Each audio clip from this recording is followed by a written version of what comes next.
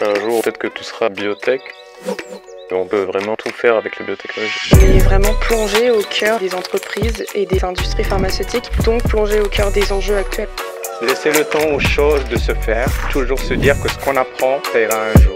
Majid, vous êtes co-responsable du double diplôme d'ingénieur pharmacien en apprentissage de l'ENSTBB à Bordeaux. Est-ce que vous pouvez présenter la formation? La formation est toute récente à l'ENSTBB. Elle vient de la demande de la part d'industriels dans le domaine de la pharma et qui avaient besoin d'étudiants qui proviennent de pharmacie ou d'étudiants scientifiques qui sont destinés à avoir le diplôme d'ingénieur en biotechnologie. Raconte une anecdote qui a marqué ton apprentissage. Le fait d'avoir voyagé avec mon entreprise. Je suis partie en Finlande et en Espagne et j'ai eu la chance de rencontrer des professionnels du secteur qui m'ont beaucoup aiguillé sur le domaine et ce qui se faisait dans l'industrie pharmaceutique actuellement. Y a-t-il un sujet auquel tu aimerais sensibiliser les futurs étudiants?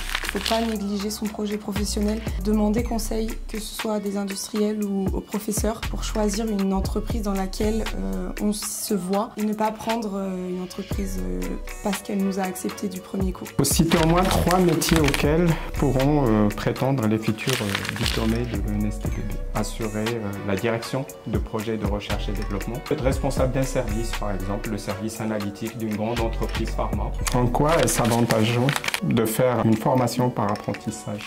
Ils sont confrontés à des réalités de l'entreprise. Ça fait des gens qui sont assez mûrs. Surtout dans le sens où on est vraiment plongé au cœur des entreprises et des industries pharmaceutiques, donc plongé au cœur des enjeux actuels en fait. Moi, ça me permet d'assimiler beaucoup mieux la théorie qu'on voit à l'école. L'alternance se fait sur 2 ans, donc c'est 1 mois sur 2 pendant 1 an et demi. Et les 6 derniers mois d'alternance sont complètement en entreprise.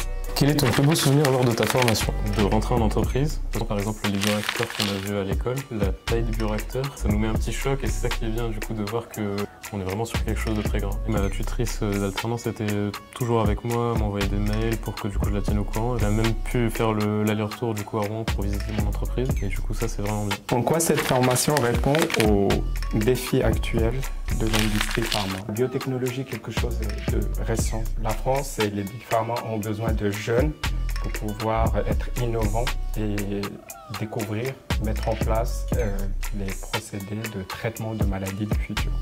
C'est du matériel cher pour faire de la biotechnologie, donc il faut des investissements importants que l'école, que Bordeaux IMP, notre établissement, nous fournit pour être toujours au plus près des innovations qui apparaissent sur le marché. Donne un exemple concret de projet de recherche ou d'études de cas sur lequel les étudiants travaillent pendant leur formation. La manipulation de bioréacteurs toujours. En gros, synthétiser nous-mêmes les anticorps que l'on étudie par exemple en cours d'immuno et de voir toutes les étapes en gros par lesquelles on va passer. Le fait d'être en groupe, c'est super intéressant pour pouvoir canaliser toutes les infos qu'on a et puis aussi de travailler comme dans une vraie entreprise. Juste une chose pour les jeunes qui ont envie de faire de la biotechnologie ou qui ont envie de venir à l'ENSTBB, il faut qu'ils postulent et qu'ils soient motivés pour réussir un projet professionnel. Voilà.